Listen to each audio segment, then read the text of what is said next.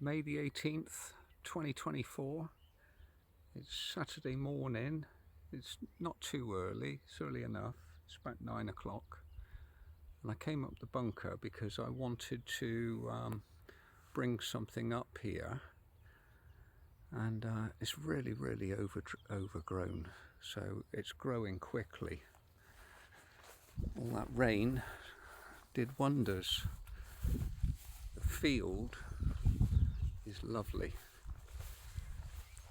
It's full of wild flowers.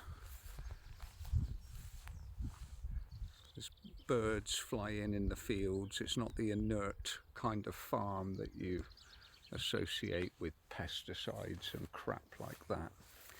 But anyway, I came up here purely to bring a statue that I bought at an auction, and it was a charity auction. It was 12 carvers from around the country, stone carvers, that were just showing their skills, and it was a stone carving festival.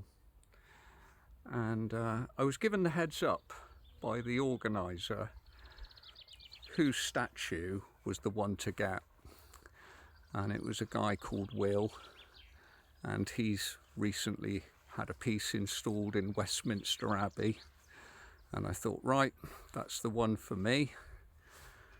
And so I got into a bidding war with a person on the phone, and it got to the stage where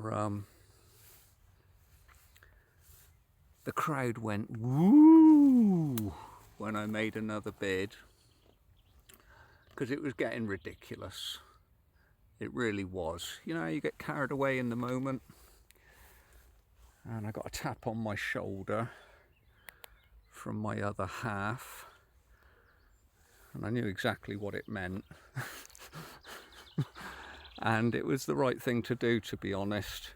So I stepped away, and I talked to the organiser afterwards, and he said, look, it's brilliant that you bidded the whole thing up, because this is for a charity called Children vs Cancer, and it's close to the organiser's heart. And all the proceeds were going to help children that get cancer. And I just, like, you know, I'm a parent, and I can't imagine what that must be like. So I was quite happy to bid, but not wanting to go away empty-handed, I bought another one towards the end of the auction, or I bought one towards the end of the auction, and I'm really pleased with it. So it was carved by a girl called Katie Hayes, I think, and she drove all the way to Wells to take part in this stone carving festival, and she drove all the way from Yorkshire, and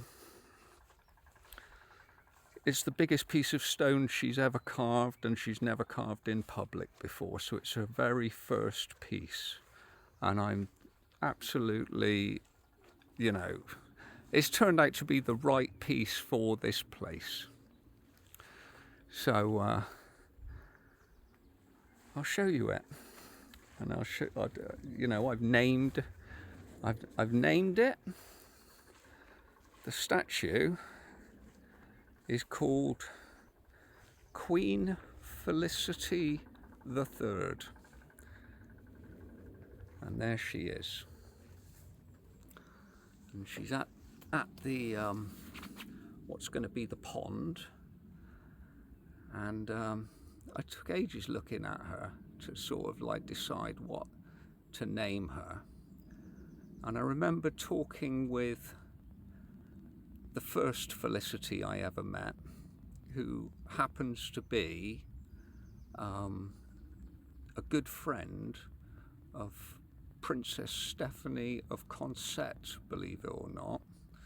But yeah, so I met her and I said, "Oh, Felicity, I've never met a Felicity before." And she said, "Do you know what it means?"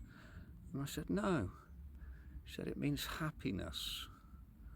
And I thought, oh, that's nice. And then I met another Felicity afterwards, and I told her that her name meant happiness, and she knew that. I think all Felicities do.